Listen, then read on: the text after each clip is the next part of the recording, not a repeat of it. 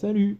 Alors, aujourd'hui, je vais vous apprendre juste comment est-ce qu'on change un manchon pour une lanterne à essence ou à gaz. D'une manière générale, que ce soit à essence ou à gaz, c'est à peu près la même chose.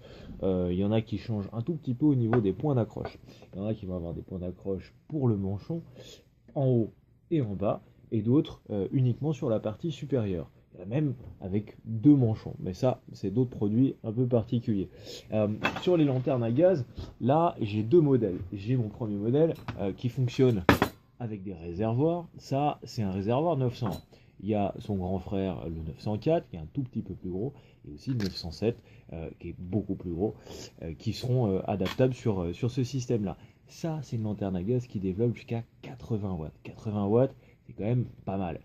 L'avantage de ce genre de produit, c'est l'autonomie et puis surtout la chaleur. C'est vachement agréable d'avoir une lumière qui est très chaude. Un petit peu différent quand même de la LED. Ensuite, on a celle-ci qui s'appelle la Lumostar. Alors Lumostar, on est toujours sur un produit de chez Camping Gaz, mais qui va fonctionner cette fois-ci sur des cartouches et pas sur des réservoirs, et des cartouches à valve, à savoir les CV300 qui sont les plus petites et les CV470 qui sont les grands frères un tout petit peu plus gros, qui vont vous donner jusqu'à aller entre 3 et 8 heures d'autonomie à peu près sur une combustion classique, hein, pas à plein feu, pas à feu réduit non plus, on va dire avec un feu intermédiaire. Pareil, lumière très chaude, très agréable, à peu près le même genre de puissance que l'allume au gaz. Voilà. Ensuite, on a différents systèmes de manchons. Ça, c'est vachement important aussi. Quand vous avez besoin de changer votre manchon, il vous faut avoir la bonne taille.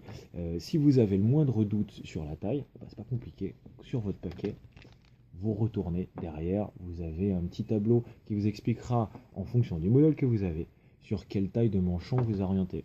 Ni plus ni moins. À chaque fois, en général, c'est fourni avec 3 manchons différents.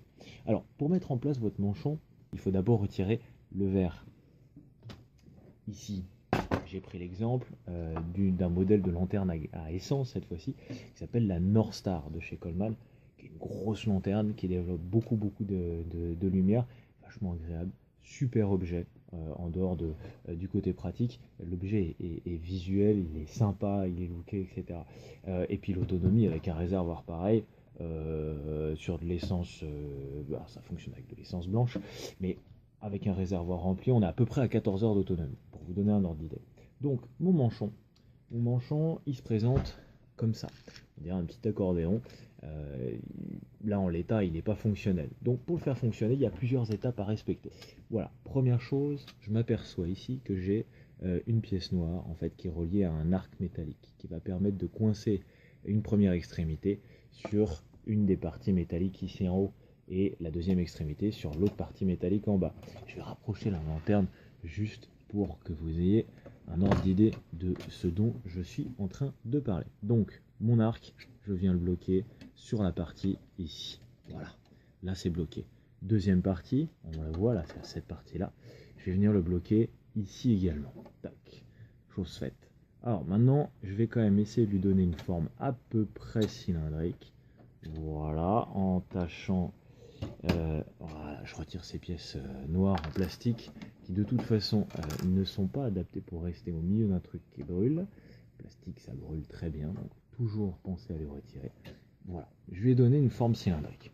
Maintenant, avec une allumette, ou un briquet, si vous avez un briquet c'est très bien, et ben, vous allez venir l'enflammer, le brûler, de manière à ce qu'il réduise en volume pour pouvoir remettre directement.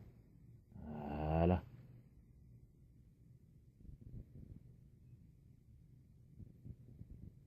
Ne vous inquiétez pas, c'est normal, faut pas avoir peur, ça fume beaucoup, il faut le laisser brûler, c'est important de le laisser brûler correctement. Voilà, on va le laisser brûler un petit peu, c'est normal. Et maintenant, on va remettre le verre par-dessus. Une fois que le verre sera mis, là on va pouvoir mettre sous pression. Alors, sur du gaz, il n'y a pas besoin de mettre sous pression le combustible. Sur de l'essence, c'est un fonctionnement un petit peu différent. Une fois qu'on a rempli notre réservoir, il faut venir activer une petite pompe qui est derrière pour pouvoir libérer l'essence, ou plutôt les vapeurs d'essence, on va dire comme ça. Donc, je vais remettre mon verre. en faisant bien attention à ne pas toucher le manchon intermédiaire qui était en dessous.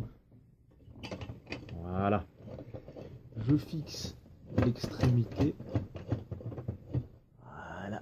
Là, on est sur un système qui est bien mis en place. À présent, je vais juste mettre sous pression. Je vais mettre sous pression jusqu'à sentir une certaine résistance. Ça peut durer une trentaine, une quarantaine de fois. En fait, il faut faire bien attention à pas mettre de vibrations trop importantes pour pas abîmer le manchon qui est au milieu. Ça, c'est une des règles à respecter. Voilà. Alors, sur certains modèles, il n'y a pas d'allumeur piezo. Ce qu'on appelle l'allumeur piezo, c'est la petite pièce, souvent, qui déclenche une étincelle ici derrière. Si j'ai pas cette allumeur piezo, j'utilise un briquet, une allumette simplement. Donc là, je vais venir ouvrir sur mon système la valve et pouf, ça s'enflamme. Et la lumière fut.